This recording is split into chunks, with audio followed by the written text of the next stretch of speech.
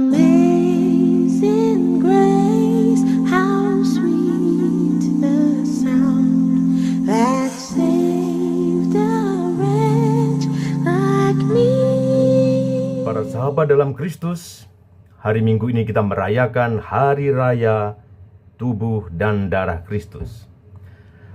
Bacaan-bacaan pada hari Minggu ini mengajak kita semua untuk merenungkan Ekaristi sebagai santapan jasmani sekaligus rohani. Hal ini mau menegaskan bahwa rasa lapar manusia yang mendalam bukan hanya akan makanan jasmani saja, tetapi juga makanan rohani, yaitu kebutuhan yang mempunyai nilai yang lebih tinggi tentang makna kehidupan, tentang kebutuhan untuk mencintai dan dicintai, atau tentang kehidupan setelah kematian, yaitu kehidupan kekal. Kehidupan kekal merupakan tujuan utama kehidupan kita di dunia ini. Maka dengan menerima tubuh dan darah Kristus yang kita imani sebagai sungguh-sungguh makanan rohani yang membawa kepada keselamatan, kita percaya jiwa kita yang sudah disucikan dan dipantaskan lewat tubuh dan darah Kristus akan masuk ke dalam pesta surgawi bersama himpunan para malaikat dan para kudus di surga. Bacaan pertama diambil dari kitab Ulangan bab 8 ayat 2-3, dilanjutkan ayat 14b sampai 16a. Musa mengingatkan mereka, bangsa Israel, bahwa perjalanan di padang gurun bukanlah penderitaan yang sia-sia. Itu adalah masa-masa pembentukan. Dan minggu yang lalu saya mengatakan, itu adalah sekolah kehidupan, sekolah cinta kasih, dan sekolah iman. Dan minggu ini Allah mengizinkan mereka mengalami berbagai kesulitan, kelaparan, kehausan, dan ketidakpastian. Agar apa? Agar mereka belajar kerendahan hati, agar mereka belajar apa arti iman, apa arti kepercayaan itu. Pengalaman saya sebagai seorang dihonian ketika saya mengalami masa-masa pendidikan sebagai seorang frater, atau saya menyebutnya kawah candra di muka, atau masa-masa padang gurun yang tidak mudah. Saya diajak untuk mengenal diri saya sendiri, baik kelebihan maupun kekurangan. Saya diajak juga untuk mengenal orang lain dengan memberikan perhatian baik dalam doa, pantang, dan puasa, sharing kehidupan dan support dalam pengembangan intelektualitas, pengembangan kepribadian, dan lain sebagainya. Para formator yang baik akan menempatkan dirinya seperti Musa, menjadi perantara antara Allah dan manusia. Dalam pendidikan sebagai dehonian itu, saya merasakan sungguh gemblengan untuk menjadikan masa-masa itu sungguh masa-masa yang paling baik untuk membentuk iman saya, untuk membentuk karakter kepribadian saya. Dan akhirnya setelah menempuh masa-masa yang sulit itu, saya dipantaskan untuk lulus dan diperkenankan untuk kaul kekal atau untuk tabisan diakon dan tabisan imam. Namun, sebagai dehonian, saya selalu diingatkan untuk menyadari bahwa Tuhanlah yang telah merancang semua kisah, telah berkarya dalam kehidupan panggilan saya, dalam perjalanan hidup saya sebagai seorang dehonian. Dan bukan hanya saya semata. Para sahabat yang terkasih, sangat mudah untuk menjadi mandiri dan percaya bahwa kesuksesan datang dari usaha kita sendiri. Musa mengingatkan mereka dalam bacaan pertama tentang ilusi ini. Setiap berkat, setiap kekuatan, setiap kesempatan, pada akhirnya semuanya itu adalah anugerah Tuhan. Sangat mudah untuk menjadi mandiri dan percaya bahwa kesuksesan datang dari usaha kita sendiri. Maka dalam bacaan pertama, Musa memperingatkan mereka, khususnya bangsa Israel, terhadap ilusi ini. Setiap berkat, setiap kekuatan, setiap kesempatan, pada akhirnya itu semua adalah anugerah yang datang dari Tuhan. Pesan ini sangat bermakna bagi kita di padang gurun. Mungkin merupakan masa-masa perjuangan bagi Anda, bagi kita, atau masa-masa kebingungan dan penantian, tapi itu juga merupakan momen kasih karunia. Tuhan membentuk kita di ruang-ruang seperti ini, mengajari kita untuk lebih percaya kepadanya, dan kita diundang untuk mengingat kesetiaan Tuhan, untuk tetap rendah hati dalam kelimpahan, dan percaya kepadanya setiap langkah, dalam setiap langkah-langkah kehidupan kita.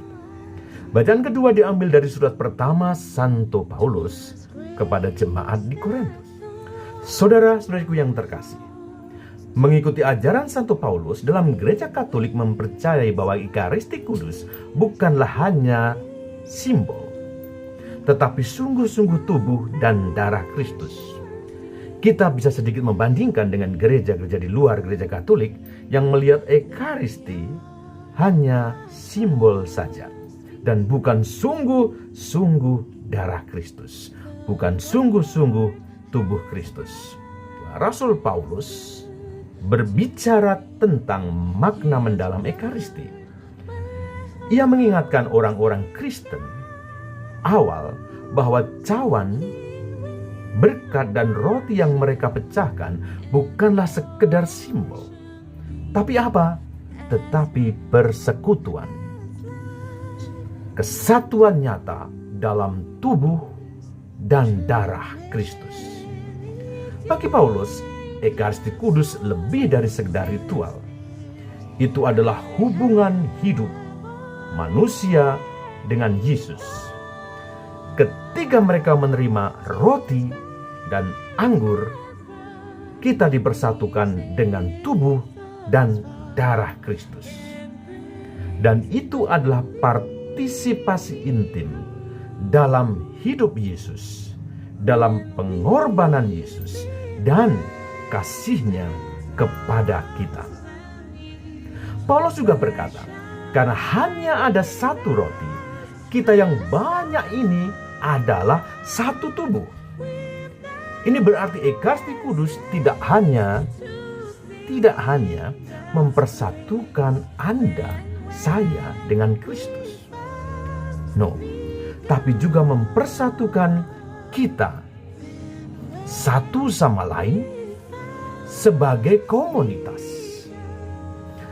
sebagai gereja, terlepas dari adanya perbedaan latar belakang atau perjuangan kita untuk menjadi satu keluarga dalam Kristus. Maka bacaan kedua ini memiliki pesan yang sangat kuat bagi Anda, bagi kita, bagi saya, bahwa dengan menerima Ekaristi Kudus, kita dipanggil untuk hidup dalam persatuan, untuk hidup dalam sin unum. Oleh karena itu, kita tidak benar-benar menerima Ekaristi Kudus kalau hidup kita masih memantik perpecahan, kebencian, dan ketidakpedulian terhadap orang lain. Jika kita sungguh-sungguh menerima tubuh dan darah Kristus dengan hati yang siap, maka kita juga siap untuk berbagi dalam satu roti. berbagi dalam satu tubuh Kristus. Kita dipanggil untuk menghidupi kesatuan kita sebagai satu tubuh Kristus. Untuk saling apa? Saling peduli, saling memaafkan, dan saling mengasihi. Bacaan Injil diambil dari Injil Yohanes bab 6 ayat 51 sampai 58. Akulah roti yang hidup, barang siapa makan dagingku dan minum darahku, ia mempunyai hidup yang kekal. Sahabat yang terkasih, saya ingat satu lagu berbahasa Spanyol yang berjudul Jesus Está Vivo, karangan Marco Lopez. Sangat inspiratif. Tanto amó Dios al mundo que a su único Hijo Él entregó, porque todo aquel que crea en Él no muera, mas tenga vida eterna. Jesús está vivo, Jesús está vivo, es el pan de vida bajado del cielo. Jesús está vivo, Jesús está vivo. Su sangre me sana y sacia mi alma. Está vivo, está presente. Mi Dios es real, yo le adoro reverente.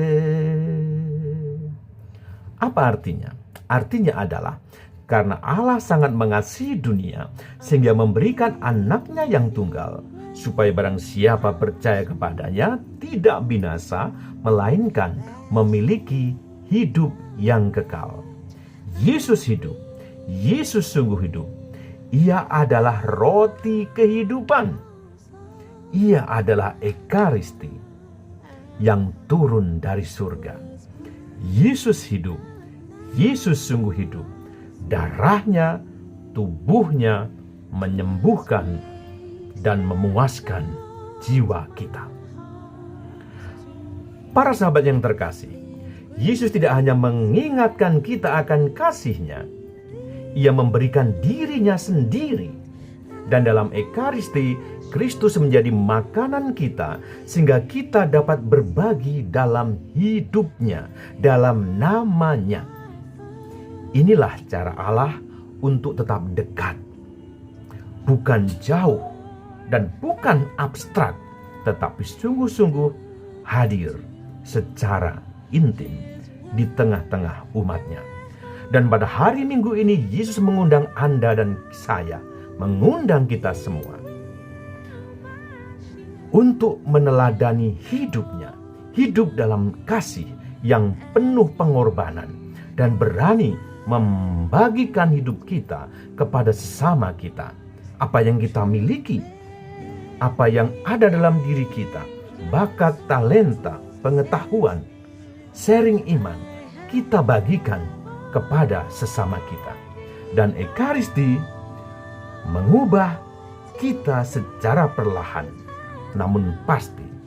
Sama seperti makanan yang menjadi bagian dari tubuh kita, Kristus ingin menjadi bagian dari keberadaan kita. Yesus ingin menjadi bagian dari pikiran kita. Yesus ingin menjadi bagian dari kata-kata kita. Dan terakhir, dari perbuatan kita sehari-hari. Selamat Hari Raya Tubuh dan Darah Kristus. Tuhan Yesus memberkati. Dalam nama Bapa dan Putra dan Roh Kudus. Amin. Vivat Cor Jesu per Cor Maria. Tuhan memberkati.